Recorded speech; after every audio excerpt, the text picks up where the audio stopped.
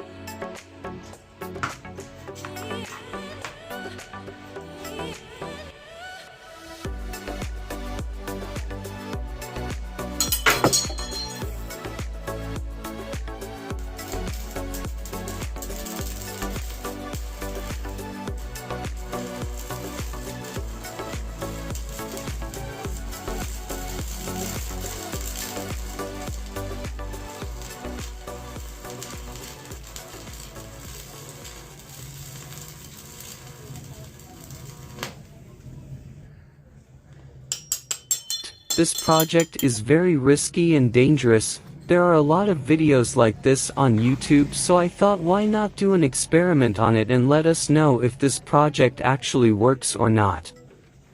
As you guys noticed, this project is not working properly. As much as this project is dangerous, it is not worth it and it is not working.